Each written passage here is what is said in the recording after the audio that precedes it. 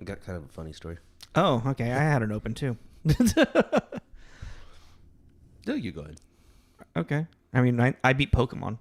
Oh, nice. Yeah. Well, so I beat the main storyline of Pokemon. That was also one of the things I was doing when I was hanging out with Taylor. Was I told him, I was like, hey, let me know when you get Pokemon, when you finally buy it, because I have a plan. He's like, what do you mean you have a plan? I'm like, I want you to start a false false save, choose the starter you don't want, and then trade that starter to me, and then I'll breed the starter and my starter, and then you'll trade your other starter on your real game to me, and I'll breed that, and then we'll have all 3 starters. Mm-hmm. And he'll have all 3 starters at the beginning of the game. So we did that. Cool. Yeah. What? Come on, that's like the only way you can really get all 3 starters. Yeah, I know. Yeah. I thought it was going to be something a little more complex. Yeah, I don't know. I'm like, yeah, that's what you do. Yeah. But well, I mean, it's kind of hard to like find someone. Like generally, it's like you got to have like 2 friends, one like, and all of you have had done a different starter, you know. Mm-hmm. And sometimes at some Pokemon games, you like get to choose another starter at the end. Like you get to choose another one to start, the leveling up, evolving. Because the Sword and Shield, you got like not a starter, but you got like Charizard, right? You got Charmander at the end of it. Yeah. But you can't do until you beat it. Yeah, you can also get a Charmander in this. Yeah. But that's also, you got to have like a level 100 Pokemon and beat it in a raid battle, which is, I almost have a level 100 Pokemon. But yeah, no, so I beat the main storyline, and I still got the post game, but I have caught every single Pokemon in my version except for 2 of the legendaries. Mm-hmm. And I've traded with other people for other stuff and whatnot. So I have 389 of the 400 Pokemon. Catch them all. I didn't think, like, I remember at the beginning, I was like, I'm not going to catch them all. Fuck that. That's going to take too long. And then I was just like, one day, I was like, well, if I just sit here and like, I'm only using like ever at a given point 2 Pokemon to like battle anything. Like, I'm not using my full team of 6 ever. Like, never, like, it's like very rarely have I gone into like a gym battle and I've had to pull out a 3rd Pokemon. Mm-hmm. I just wreck them with whatever my starter Pokemon is most of the time. So I was like, well, I should just be using those like 3 other slots to just be evolving Pokemon. Because like, it's not like that's how you just unlock the Pokedex. You don't have to like catch the 2nd evolution of whatever the fuck. Yeah. It's like once you evolve, then it's uploaded in your Pokedex. So I was just sitting there like, fuck, if I just run around and level up these Pokemon. Like, if you honestly are searching for a Pokemon name, it's going to be wasted on these. Don't worry about it. Well, and also, like, there's so many, like there's very few Pokemon in this one that are from, like, Generation 1 or 2. Mm-hmm. Like, I think, like, Ghastly and Haunter and Gengar are and then Pikachu. And, yeah, there's not a lot of, like, first gen in this one. So, yeah. But it's been fun. I'm glad you're having fun. I'm sorry, I'm so interested in Pokemon now. Cool. When I talk about video games, I'm not important. I see how it is. Lead us the fuck in. No, it's just Pokemon. I'm just so fucking over it. Like, well, I mean, the story on this is actually pretty fun. Like, they've actually made an actually interesting Pokemon game, like, from Arceus. Like, good, like, for the story, I was like, oh, this was actually really well thought out and well, like, articulated and like delivered well. Like, it's one of the best Pokemon games in a long time, actually. Like, Sword and Shield was like, oh yeah, it's another Pokemon game. Arceus was like, this is new, this is entering, this is weird. This one was like, I actually liked this story. Mm-hmm. Like, by the time you get to the end of it, I was just like, oh wow, this is actually this is pretty fun. I had a good time. Thank you, Game Freak. Hey, this is Tommy. This is Jacob. Tommy and Jacob's mixtape.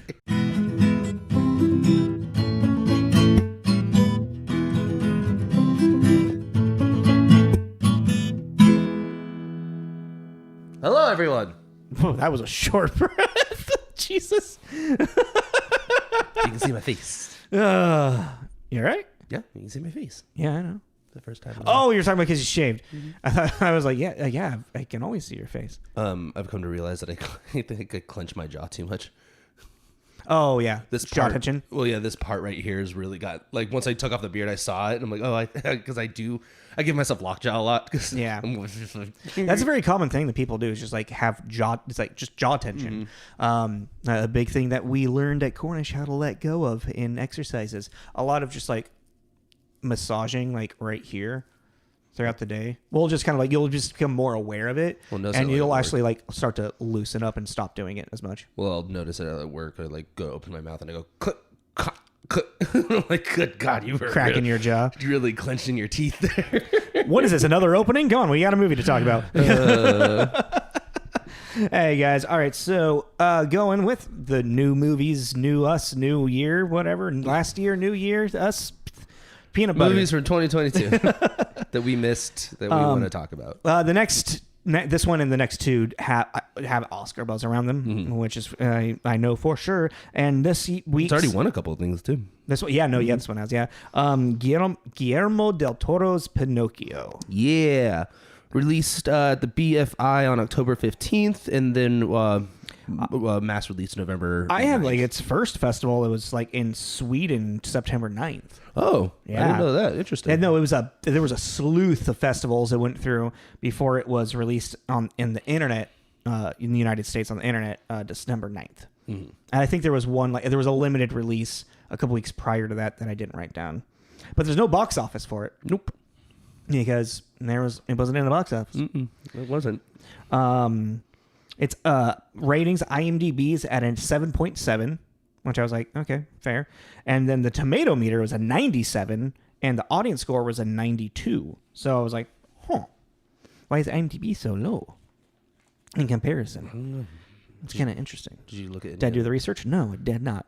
I'm like, did you read user reviews? What am I, a podcast host that talks about movies? How the fuck would I do that? I mean, I guess it is fair though. We never really look at the user reviews. Yeah, no. But to get an idea of what people are saying. Well, I mean, that's kind of what I found. It's like because the 92 audience score on Rotten Tomatoes, like, I feel like I feel like it kind of like the two Rotten Tomatoes would like mesh together, kind of make the IMDb. You know what I mean? So like it was just kind of weird that there'd be a 7.7 on IMDb. I mean, maybe this got weirdly review bombed on IMDb and not. Well, Rotten Tomatoes actually has like a whole like process to like make sure shit doesn't get review bombed.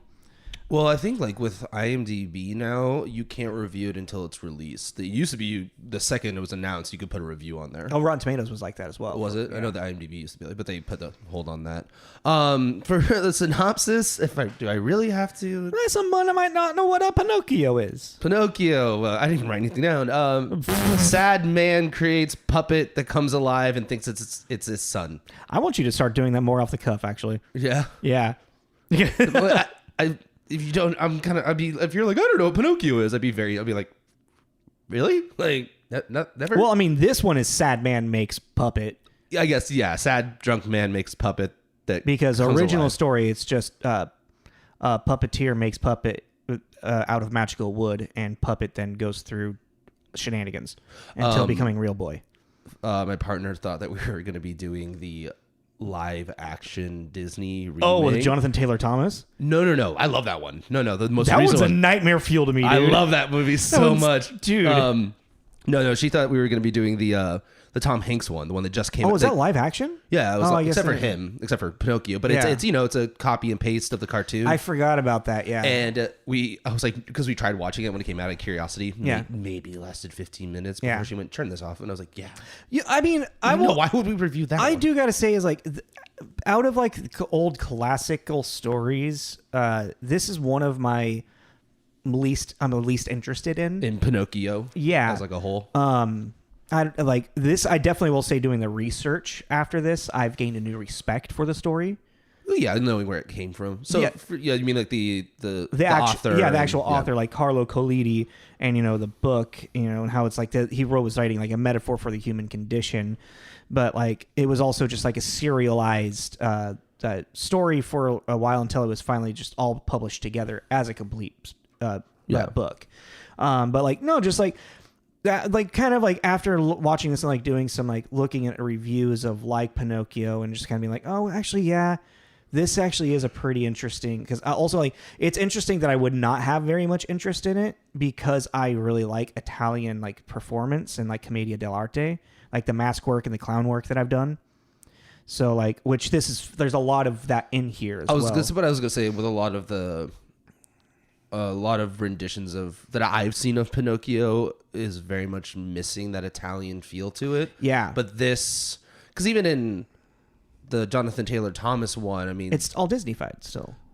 I mean, like the biggest thing I was gonna say, the biggest thing I can think of is that guy that's singing Italian in the town. Yeah, I mean, it's clearly, I don't know. Yeah, it's clearly supposed to be Italy, and he's singing Italian and all that, but it doesn't have that feel. Like this being like set like post Great War, going into World War II with Mussolini. Yeah. And I was like, damn, this is very Italian. Yeah, you know, like, very different kind of Italian. Yeah, like, but like I was also in a production of The True Adventures of Pinocchio in high school.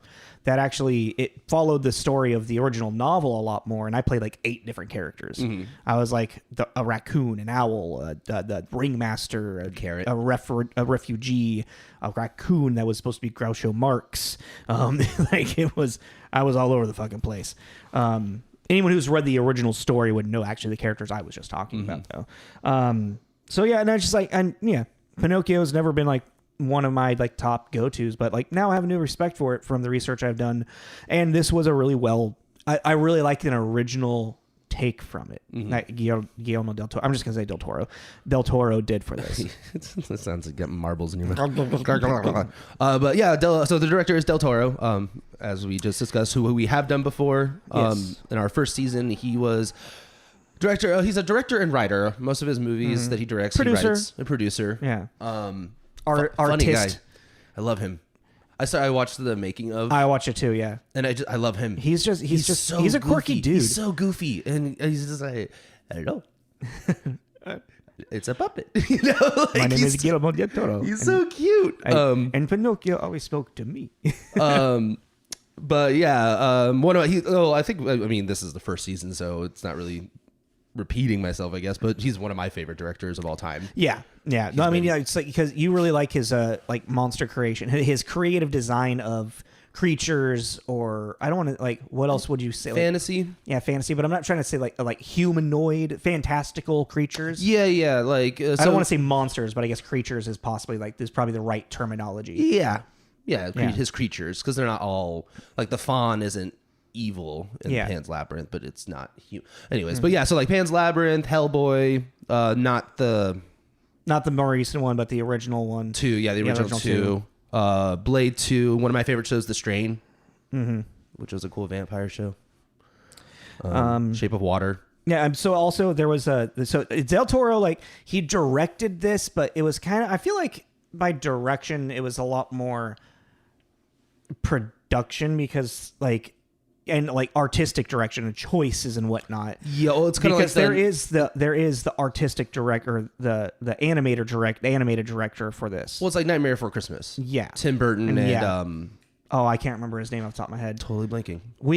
Everybody forgets his name. That's pretty much. It's the Bill Finger curse. But this is also directed by animation directed by Mark Gustafson, who didn't really have a lot that I saw. I know he was the animation director for Fantastic Mr. Fox, and then that makes sense. Exactly right. You see that a lot, don't you? Yeah. And then 2 episodes of like one of my favorite late '90s Fox shows, the PJs, that was like claymation Eddie Murphy. Oh really? Yeah, it's the PJs that is short for the projects. Yeah, and he's the tenant landlord for like this building in the projects, and it's just shenanigans ensue, and just like the project, like it's dark humor. Yeah. But yeah, the Fantastic Mr. Fox thing is funny. Yeah, I couldn't really find much more for it. I couldn't even like find a Wikipedia for him. It was just kind of, was like, all right, so this is kind of what I got. But I feel like he might just be someone, because this is also in association with Jim Henson Studios, that he might just be like someone that's like really like through that. And then also like, I didn't write it down, the Mexican animation studio that Del Toro wanted to like, he specifically wanted like bring Mexican artists into this project as well. You know, being, native Mexican, he wants to, make sure that his, people are seen. I actually didn't know he was Mexican. Did you just not find that out? I always thought he was Spanish for some reason. Oh, yeah, no, he's Mexican. And I think that's because of Pan's Labyrinth and Devil's Backbone are both during the Spanish Civil War. Fair, yeah. So I think my brain made he's Spanish. I mean, a lot of Mexico's history comes from Spain as well. Well, no, I didn't know. Just like a lot of our history comes from Europe. So I just didn't know he was Mexican. I always thought he was Spanish for some reason. Yeah. So let's go into writers really quick as well, because yes, Del Toro is like the main writer with this. But I found it kind of interesting. And then Matthew Robbins, who's like what he brought up with a Mimic. He just kind of always works with Del Toro all the time. He also like has a writing credit on Mimic and a lot of other things that Del Toro's done. Again, another person I can't find anything on. Mm-hmm. But I thought it was really cool to see that he brought on Patrick McHale to do some of the screenplay writing for this, because there is a lot of like comedy that exists in this that is very like slapsticky, almost Looney Tune-ish. Yeah. Excuse me. And so Patrick McHale, he wrote Over the Garden Wall. Shout out to Indigo. Yep. I still have it. I haven't lost it. I want to borrow it if I can. If there's nowhere to stream it, I actually would like to borrow that. I need to watch that. Oh, never mind. Maybe we should watch it together. Yeah, there you go. Or Indigo, you're in town. Watch it with us. Yeah. She is in town. Huh? And then also he was a writer on the majority of Adventure Time as well. And one of my favorites, Misadventures of Flapjack. Yeah, I love that show. That show was weird. It was so weird. But I mean, that's kind of his style, is super weird like that, which I fucking dig. Yeah. And you can tell, like, and all of those shows kind of have like very similar art styles. Like Over the Garden Wall that's more like in like the Rick and Morty like realm of like animators, though, I want to say, or Gravity Falls. I mean, I was gonna say probably more Gravity Falls. But Gravity Falls and the animators for Gravity Falls are like best friends with like Justin Roiland and the animators that do Rick and Morty. Yeah. So like there's actually a Gravity Falls Rick and Morty crossover. Oh, really? Yeah, it's fucking really funny actually. I'm just looking at the art. Yeah, I can see that.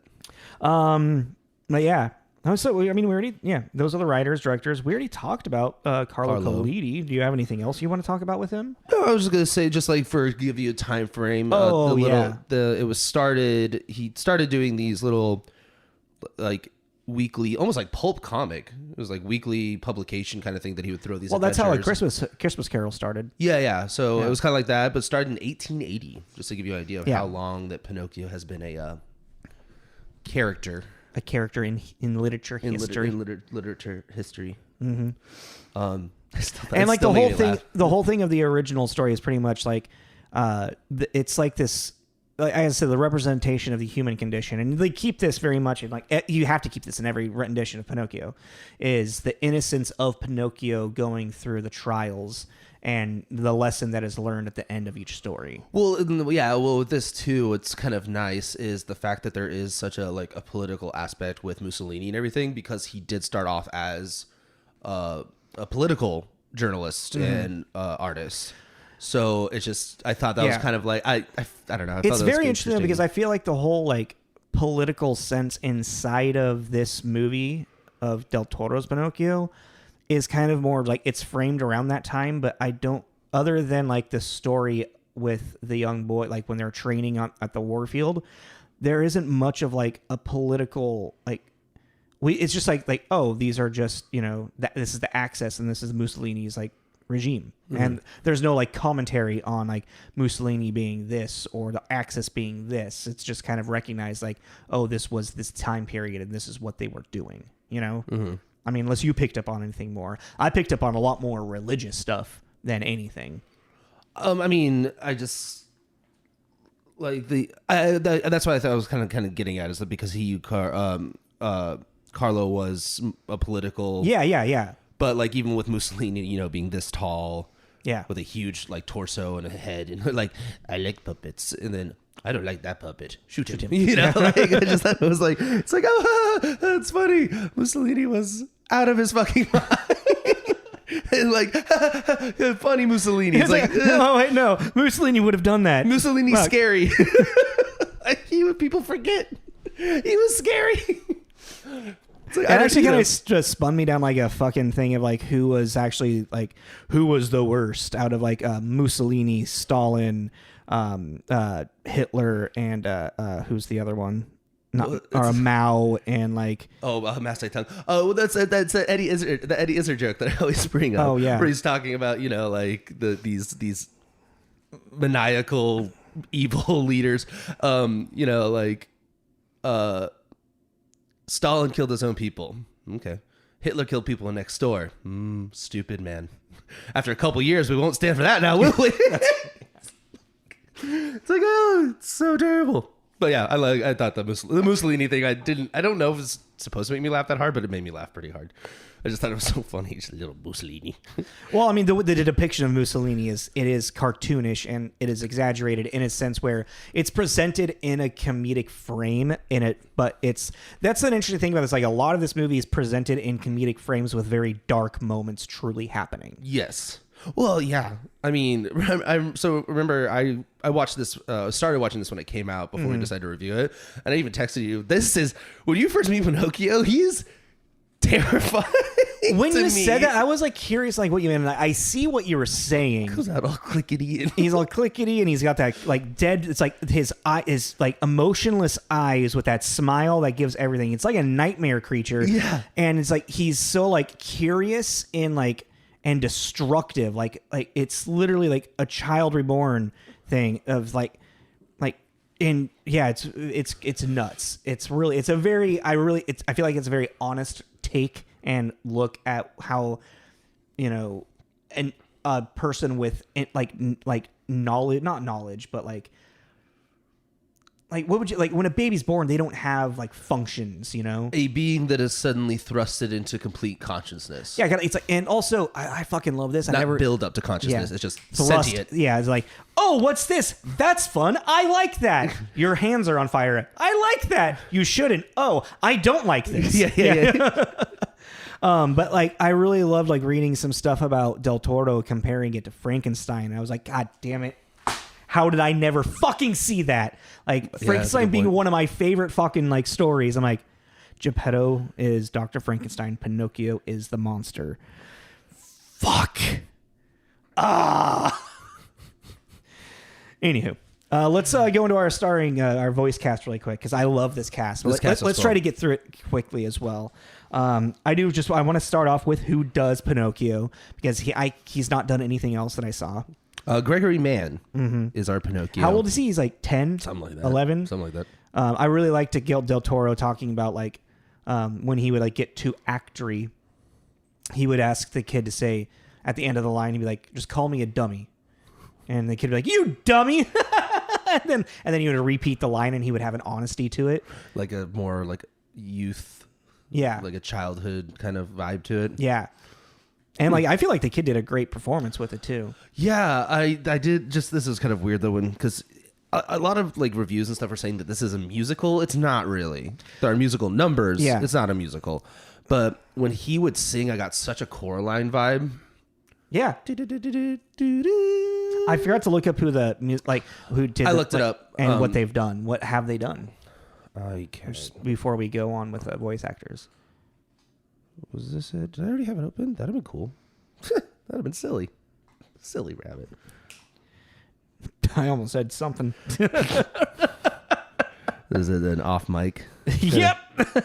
Well, I mean, it doesn't have to be. It just like it just no, don't. It just doesn't have to be said.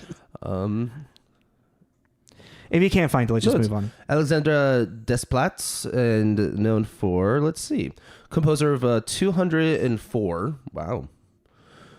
From Bust, known for The King's Speech, The Queen. Okay, you're looking at the wrong one. We want who? You're looking at that's just sound. That's the score composer. Yeah.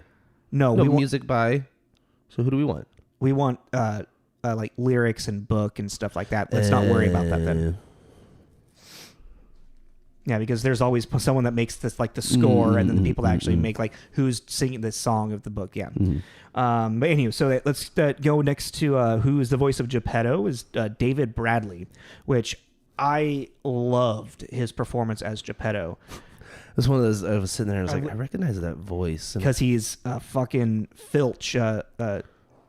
Arthur Filch is Ardu in Harry Potter. Yeah, he's the groundskeeper in Harry Potter, but he doesn't like say anything with Harry Potter really. But he's also a Walder Frey in Game of Thrones. I forgot he was Walder Frey. Yeah, that I always remember fucking his bastard. his weird little cameos in like Simon Pegg, Nick Frost. Yeah. He has such a unique sounding voice, like very much an old man type thing, you know. But like his melody with his voice and like his range actually is wonderful. Like I loved listening to him talk as Geppetto. And he's Ricky Gervais's dad in that After Death show. Oh, really? Yeah. And he has a really nice quality to his voice. Yeah. And it's like, well, for this too, because he has moments where he's being very tender and sweet, because a lot of the time he's just, yeah. You know? We generally see him as that curmudgeon type character. Yeah, you know. So I was actually, at the very beginning, I was like, how is, like, he's always that curmudgeon, yeah. But, like, it was really cool to, like, hear him be, like, really sweet, and like I could hear the smile in his voice when he's talking to Carlo, and you know, and everything. Like then just and the hurt when Pinocchio's acting out and everything. Yeah, he's just a wonderful actor, and I was really happy to see more of what he can do. Sebastian Cricket, voiced by Ewan McGregor, he does a wonderful job in this. His mustache bugged me. That doesn't surprise me. I don't know why it bugged me, but I didn't like it. And then we got Christopher Waltz, who's kind of like our first villain, Count of Volpe, who kidnaps Pinocchio and puts him to work in the circus kind of thing. And really, this is fucking awesome. Cate Blanchett is the monkey, right? Yeah, she does the voice of the monkey. Spazzatura. And literally, it's like there's no English or anything. She's literally going. No, but then she talks as the puppets. Oh, that's right. I did not put that together. Yeah, and there's motherfucker. You can hear it a little bit. You're like, I can hear it a little bit. Yeah. God damn. I decided that if I ever do get a cat, I'm gonna name it Spazzatura. Jesus Christ. It's a cute name because then you can call it Spaz. Stop being a Spaz. Oh man. And then we got Ron Pearlman, who did the voice of Podesta, who is like he's the army father, the military father in this that sends the kids into like training for war. Finn Wolfhard, who plays Candlewick, who becomes the son of Podesta, becomes one of Pinocchio's friends. And then Tilda Swinton, who does the voice of the Wood Spirit and Death Spirit. So for context, basically, the Blue Lady. Yeah, the Blue Lady. The Blue Fairy. Yeah, the fairies. The Blue Fairies. When you wish upon a star, makes no difference. Did you see that Tom Kenny was Mussolini? Yeah, he had a couple of voices. Yeah. Tom Kenny voices SpongeBob SquarePants. Yeah, which I just like. Of course, Del Toro was like, bring me that man. Yeah, I want that. I want to SpongeBob. Yeah, so it's got a really wonderful voice cast, and it's yeah. In the animation, I really wish I would have found more in the animation studios, but the animation of this is wonderful. It's great. I did not realize the scale of what they were doing. Yeah, the making of was they were doing shit that I've actually never even heard of. Yeah, like I actually highly recommend a post watching this movie, if you do watch it, to watch the that 30. It's only 30 minutes long. Yeah, and it's just like it gives you such a wonderful insight of like. Because like there's Pinocchios that are this big, and there are Pinocchios that are this big. That are it's crazy. And their build to scale with their attention to detail of scale with all of that is so cool, so important. Like, oh my god, yeah. It's weird to say. It's like because like, oh, but Jacob, isn't this animation? Why are they building puppets for filming? Because that stop animation is animation. You know, it's not a traditional sense of animation of like computerly drawn, like computer. Or hand drawn or whatnot. Well, yeah, I just never really. There might be other examples that I'm just forgetting, but the changing to make sure to get the details so right. You know, because like Jack Skellington is like that. It depends. I mean, they had multiple sizes of Jack Skellington as well. For scale. I don't think they got that big. No, they never got to human size. Yeah, I was like, why the fuck is there a human size Pinocchio? Yeah, like or that was terrifying. Seeing Del Toro stand next to this giant Pinocchio head, I was like. No, but he's also he's like, yeah, look what I did. Look. I had this made. Look at this. He's just so happy. He's so proud and happy. And I was like, good for you, man. Pinocchio. I don't want that anywhere near me. look. God, I love the him. Emotionless eyes, God. Well, let's get into your reviews so we can actually get into properly talking about this in our sense. Because I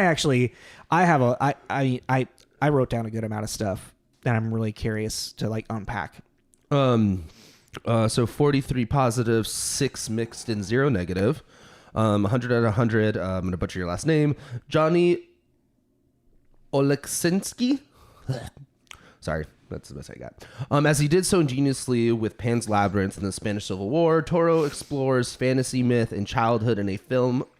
In a time of oppressive fascism and the specks of light that escapes the darkness. Okay, I can see that now. Like with the background of as the World War II is on the verge or in the midst of, I guess because Carlo was killed in the Great War, and then it's 10 years later. So this is roughly, yeah. Yeah, so this is the beginning of World War II. We're ramping up to it. Yeah. Mixed 60 out of 100. Brian Lowry at CNN. Despite its beauty, wait, actually, where did I put that? There it is. Despite its beauty, several of those narrative touches don't fully work, leaving behind a movie that's aesthetically lovely but narratively uneven. Which I kind of agreed with. Because the pacing's a little weird in this movie. It is, yeah. Like narrative-wise. Do you have any more? No, I just put those two. Okay.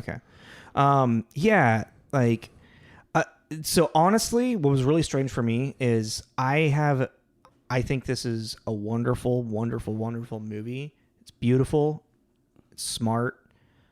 It was really hard for me to sit through and watch. It did not grab me. I found myself losing attention all the time.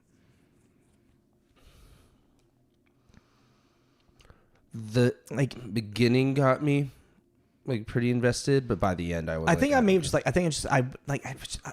I just may not have I just wasn't in the I was forcing myself to watch it. I wasn't in the mood to watch something like this. Mm-hmm. I think this is something that I would have enjoyed at just a different time. I don't know. You know what I mean? It's like I feel like this is a movie that I should enjoy and I would enjoy, but I just wasn't captivated with it. Well, even when I went to I think I was just too tired and forcing myself to watch it, you know? Well, like when I first put it on when it first was released, I also had that problem. I put it on and I was like, I actually don't care about this. And I I don't know. I find that what's really weird that I noticed was how grounded in a reality it was until Carlo was killed. And then all of a sudden now we have a cricket that can talk. We're talking about spirits floating around. There's more... It's just like people are just accepting this magical wooden boy to be alive. At first they're like, demon! Burn it! Yeah, but then it's like quick, like the world has shifted, and it was like I was very curious like how this was gonna like be explored, because how grounded in reality originally was with this background story of Carlo and Geppetto and whatnot. Like, what would be the inciting incident to make the world fantastical? And it's like as soon well, I mean, then that's the bomb that's accidentally dropped on their village. It's not like their village wasn't. No, that's not what I mean though. I mean, like, are you saying like an explanation to? Because okay, like let's say the Jonathan Taylor Thomas one. Yeah. Right. Like that. I guess no, that also does it too. No, because that one, like, it just kind of, like, he turns kids to donkeys. That's just the carrot. It's like, okay, that's just what he does. The toy maker, yeah. He turns them into, I don't know. It's just like, I see what you're saying. It's just like, it's like very, oh my God, his son just got blown up. Jesus. And then this drunken man, like, viciously cuts down a tree and drunk. So much anger. And he's basically like, he's throwing his faith away. Basically, he's renouncing God in that moment, and like basically. But asking for God to give him a miracle. Well, right? he says, "Why don't you answer my prayers?" Yeah. And then he basically is like, "Fine, I'll make it. I'm going to put it in my own hands. Yeah, I'm going to take and make my son." Yeah, that was a good world. Good Dave. What was his name? David Bradley. Yeah, David. That was. Oh, was it? Yeah, that was decent. Yeah. Thanks. It was good in Taiwan. Yeah, it's very interesting, but the biggest thing is like, despite all of that, I started to like really just think about like the themes in this movie, and I feel like since it's a story of Pinocchio, and like a big thing is like Pinocchio is it's a hero story of death and rebirth, and like he can be like, you can actually like put him into like, there was, I read a little bit of a scholar was saying you could put Pinocchio into the heroes, like the epic heroes of like Gilgamesh, or I forget one of the King Arthur knights, Sir Gawain. Yeah. Like it's just for like his sacrifice at the end, and then the becoming of a real boy, you know, like it's like, it's an epic, or like Dante, it's an epic of a story of like the trials that he goes through as he learns to become more and more human, and then eventually becomes a real boy with the sacrifice of love. Well, like, and that's the thing. That's just kind of the pacing thing too, because you have these, you have the circus, and then you have the military, and then you have the whale, and then you know all this stuff. It just each chunk felt weird to me, because by the time we get to the whale, it's like over the whole whale thing, and I'm like, well, this is like the inciting action. This is the moment. Like, no, it's not. That's not the inciting action. That's the climax. I mean, that's the climax of it, is when they defeat Monstro, whatever the whale's name was. I can't remember what the name. Monstro, right? Yeah. When they finally defeat Monstro and he saves his dad, but it was just so, I don't know, it was just over so quickly. I thought it was really bizarre. And I mean, my moment that I think I got checked out is when we do the military thing.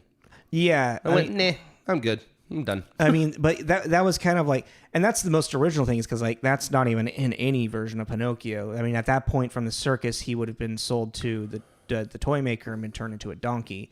But there's the idea of conformity. Like you can look at like the donkey, like the boys that they just want to have fun in this thing, and they become donkeys as what is that, after 5 days of not learning of being jackasses. Pretty much, yeah. They turn into a donkey. In this, they are now just, but then they're trying to have fun inside of this realm of war. Yeah. And they're like, no, it's a tie. And they're like, no, it's friendship. And then, but then Podesta's like, oh, this isn't about fun. Mm-hmm.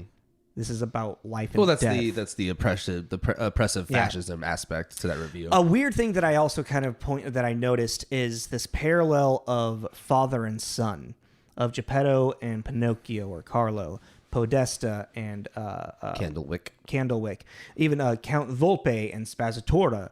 Like, you know, there's this like adult figure, this father figure that, and with Count Volpe and Spazzatura, it's abusive, and Pinocchio is kind of like coming in and saving them, just like with his honesty of the situation. He's like, this isn't right. This isn't what was introduced to me as like love with Geppetto, you know, even though Geppetto wants the best and Pinocchio makes the wrong choices all the time, you know, but Geppetto is always forgiving until he isn't, which then causes Pinocchio to go out, but that love still carries on, you know, and then he's taught that, and then with that he saves Spazzatura then saves Pinocchio, and then with Podesta and Candlewick, it's more of like putting him at ease in the conversation in bed. No, Podesta gets straight up blown up. Yeah, no. A lot of people get blown up in this movie. Yeah, there's a lot of death in this movie. Well, and then also Pinocchio also can't die. That's kind of like part of the thing. Is like he can be sent to this like afterlife multiple times. I guess we should talk about the tree spirit bringing him back to life too, because that's one of the things that the cricket says is that the spirits generally don't. This is very Del Toro with all of this stuff as well. It's like, it's very, you know, especially like, dude, the spirit design was that looks like an angel, which again, here we go. That there is an image of God in this fucking movie with the Father, the Son, and the Holy Spirit. I was just like, Jesus fucking Christ, dude. And its whole thing is like, this is like, it's not like God as an idea of like, there's God. It's like, God is the love. This is what we're seeing here. And it's like, Jesus, like, God damn, Del Toro. They're like, you got so many fucking things going on in this movie. Antlers with like eyes in them, and she's wearing like a mask, and she's like a sphinx with like. Well, that's death. I know, but I'm just like thinking about the. She's not wearing I wouldn't say that's a mask. I'd say that's just her face. I think it's a mask. I think they're wearing masks. It was a doot, and then like we'll look at it later because I think it was I don't know. I thought it was supposed to be masks because also their mouth don't move. I mean, their eyes they're don't spirits. move. You know, just who knows? Yeah, I thought it was a mask. But they were cool looking. They are. It's a really cool design, creature design.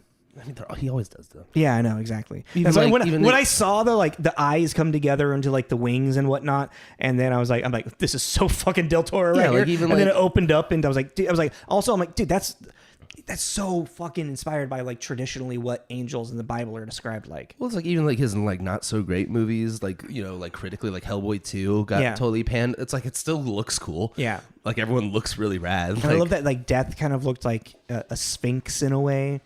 That's what I was saying with the snake split tail thing. Yeah, it was cool. I mean, I even liked the rabbits. The black rabbits. Yeah, they're playing poker and like they're just talking like, nah, he's dead and it's fine. I just thought it was funny. Well, yeah, that's kind of so Pinocchio sacrifices his immortality to save Geppetto. This is the biggest bummer of a movie that we've reviewed in a while. At the end, there's also almost a fucking like Jesus like rebirth thing with Pinocchio. Like it's a weird ending. It's because he doesn't become a real boy. Yeah, which is like that's the point. But you see, the thing is but he has you find like Jiminy Cricket. God damn it, Sebastian J. Cricket. It's still there. The J's in there. Sebastian J. Cricket, who when he passes away, he lives inside of Pinocchio's chest as his heart. Which that's what. I keep wanting to say Jiminy. Who cares? Call him Jiminy. What Sebastian Cricket was this entire time was essentially his heart, his moral guidance. Well, yeah, that's the whole point of Jiminy. Yeah, shit. You're right. he's the conscious. That's what he's supposed to be. He's this, And so when Pinocchio loses compass. him, it's like when Pinocchio loses him, he has to find that on his own, and which he does through the war of stuff, and like through Spazzatura and through his own death. I just loved that, and then Geppetto was not there anymore, and then I died. Yep. And you're like, what? And then they're walking to the grave, and then like Spazzatora's with them with his little cane, and then fucking Yoda just dissipates, and you're like, and then what? And then Pinocchio's just lying the flowers at Spazzatora's grave, and then Pinocchio goes off into the world and is like, whether was he liked? I like to think he was, and it's but like that's also I'm kind of like, dude, this is kind of like. And then Christ was risen on the seventh day and went back to the people, to his people, and some accepted him and some didn't. I'm like, this is all Christianity happening right now. Yeah, I don't know. I see what you're saying, but I could also see that not being the intention. But the whole thing, like even like the Jesus at the beginning on the cross, to even like when he's put up onto the like, there are so many times foreshadowing to this idea of the crucifix and Jesus and the sacrifice that Jesus had. Well, yeah, but I'm also like, this is coming from a guy that isn't even Christian. I know you're talking about the 1920s in Italy. Yeah, like Catholicism is full swing. Well, yeah, exactly. But I mean, that's why Pinocchio's there. I mean, Pinocchio does have a moment where he's like, basically like, he's made of wood. Why don't they like me like they like him? Yeah, yeah. I don't know. I feel there's metaphors inside of it. I mean, that's what I was getting from this as well, and also like a big thing of like a father and son, like their relationship and whatnot. It's like, yeah. I mean, this is kind of a testament to what what we always say about like the last 10 minutes leave like the final flavor, I guess. And yeah, I didn't really. Because again, so that's what I'm saying too. Is like that's this whole thing is like the pacing of it. That's what's weird about it. It's like you have this whole beginning where you're meeting Geppetto and Carlo and, and it's just like, it then seems like... And then a new story begins after that. Yeah, but then from that moment on, I feel like each inciting action, like with the circus and all everything that happened is now becoming increasingly faster to get through. Mm-hmm. And then we get to the end and it's like... just like, and then Geppetto, like I said, Geppetto wasn't there anymore. And then I died. It's like, it's so quick. And I just found the timing really weird. They didn't really give you a second to digest. Okay, Geppetto's passed away. Now this has happened. Okay. And then the credit. I mean, I guess I just feel like they were wrapping up into a denouement. But I feel like from Pinocchio getting made, like not going to school, becoming, Count Volpi's puppet, and then that whole storyline, that's the whole story arc, and then he gets killed and he comes back. And then Volpe and that's when Pinocchio runs away to just be in the circus. You know, I don't know. I feel like it's separated up well enough. Like, no, that's not the separation. That's the timing. No, but I'm saying like the timing with it. I didn't feel like the timing was weird. I felt like it was really weird. Well, teach their own, but yeah, I just thought it was I mean, I saw Pinocchio as Jesus Christ at the end, so blasphemous. It's not blasphemous. It's an allegory. The carpenter. Yeah. He chose poorly. Yep. We went. That's a weird twist. I feel like we can give a rating, like, you know. And I mean, do you have anything more that you want to say? Like, I mean, it's beautiful. Yeah, it's a beautiful. The animation is like so crazy with it. The way that they did this stop motion animation. This movie, I 100%. I think this movie is 100% winning best animated movie. Like, there's not another animated movie that came out last year that. Just like the amount of effort and work they did in the animation. Oh yeah, it's a labor of love, and you can tell. Yeah, and on top of that, it being actually a really well crafted original story of Pinocchio. Yeah, and don't listen to people saying it's a music. It's not really. They're musical numbers. And they even say that in the making is like it's not a musical. It's a story that has music in it. I love that every time the cricket tries to sing, he gets squished. Yeah, exactly. And there's a lot of fun, like the old Italian commedia dell'arte style of humor of like someone getting ready to do something and then bam, like hit in the head with a frying pan or slammed with the door, and like no, it's like it has that's a lot of like the clown work that I studied. The mask, like commedia dell'arte, like that's the type of humor that I fucking thrived in while I was in college. But yeah, I give this like full like actually just like as a movie, everything like a 4.5 actually. Do you really? Yeah. I think this movie is like it left me thinking about like what the message it was trying to say. You know, what was Del Toro trying to say to me in this? Mm-hmm. You know, and I really saw I really saw that religious thing, like when it just clicked to me, because like even like I don't know if this will actually make it any more sense, but like I was looking, like I was like, what is like the definition of like the Holy Trinity of like, you know, the Father, the Son, and the Holy Spirit, and like where was it? The members. So like as stated in the Athenian Creed or Athanasian Creed, the Father is uncreated, the Son is uncreated, the Holy Spirit is uncreated, and all three are eternal without beginning. So essentially they together like create the idea of like create God, the idea of God. And when I look at that image, if you remember, I'll try to like reverse it in my mind so you can see like when the Holy Spirit was here and Geppetto was holding Pinocchio right here. Mm-hmm. And that screenshot of Pinocchio being re-risen from death. And you got the Father, the Son, and the Holy Spirit, the Holy Trinity. I was like, this is a fucking image of God. This is Del Toro showing us love. Like, god damn it, dude. Yeah. I mean, makes sense. So yeah, like I really like just like what it's a really, really done, well crafted movie. I think I give it a 4.5. I don't think it's a perfect movie because yeah, there is something, and maybe it is the pacing, and maybe I'm just like not wrapping around fully what you're saying, but there's something that didn't grab me 100%, you know? Yeah. Yeah, I was gonna give it like a 3.5. Damn, really? Yeah, because I think it's really good. So like I'm Rotten Tomatoes and you're IMDb. Yeah, like I think it's really good, but what goes into like me when I review it too is like, what are the chances I'm going to want to go back and watch this again? Very little. I mean, I think it's a great testament to animation, you know, but it's like, I don't know, like this is, you know, like a 4.5 animation film for me is like Fantastic Mr. Fox. Yeah. Well, that's interesting you say like if you're going to go in and rewatch it, because like for me, like I don't really put rewatchability into there, because like there's like movies that I would give like a 2.5 or a 1 that I'm like, I want to watch that all the fucking time because it's just brainless, you know? Like that's interesting. You know, like because like Yeah, what's the movie? Like American Pie. I can watch that movie on repeat. I cannot. That movie's like a 2. Yeah. Maybe a 2.5, like in all honesty. That's funny. Yeah, I think I put rewatchability in my like personal. Maybe we should make like an actual graph. Yeah, on what we are looking at. Yeah. Yeah, because I put rewatchability in there because I think that's an important factor because then there's like rewatchability for the sense of like what did you maybe miss the first time. Mm-hmm. It's like this one I'd probably watch one more time just to see if like the things you're talking about, the religious aspect and like that. But I don't really particularly want to. That's fair.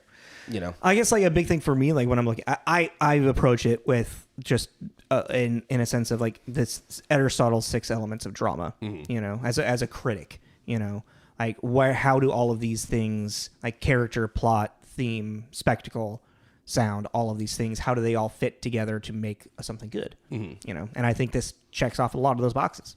So. Yeah. So I guess 3.5 and 4.5. Sounds good. Carrots. We need to start writing this down. I have my pen on me. But yeah. I mean. Oh, I'll just save it for later. What?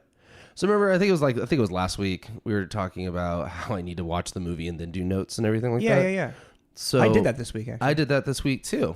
And then yesterday I got ready to start doing notes, and then realized I watched the wrong movie. What do you mean? On Monday, we watched Everywhere All at Once, whatever the fuck. Why did you watch that? Because I thought that's what we were doing today. Why didn't you look on the calendar? Because I thought I was confident. I don't know. Like, what do you mean? And I was sitting there, and I was getting ready, and I just, like, pulled up the laptop, pulled up the pages, and I was just like, wait a second. Then I looked at my phone, and I was like, okay, I'm glad that I waited to do notes. Nice. But yeah, so we watched that, and I'm going to watch it again in a couple weeks. Oh, now I really want to talk about it. No. But yeah, what are we doing next week, Jacob? Next week, we are doing the Banshees of, how do you say it? Flabbergasted. It's the Colin Farrell Banshees of Inisherin. Yeah. Or we could switch it to the menu because the menu is on HBO Max to watch now. We'll talk about that off mic. Yeah. Actually, well, no, let's keep the Banshees because it's Oscar buzz. Okay. So yeah, we're going to be doing that next week. Like, comment, subscribe, all the fun stuff. Yeah, exactly. There was something else I was going to add to that, but I can't remember. Comment. Tell us what you liked. Tell us what you want to like. Tell us what Tell we me can do what better. you want me to wear. Nothing. Tell me what you want, what you really want. All right, guys. Thanks you for watching. Yeah. Okay. This is Tommy. This is Jacob. This is Tommy and Jacob's Mixtape. I was getting to it. I'm sorry. I didn't even finish it. Bye. Bye.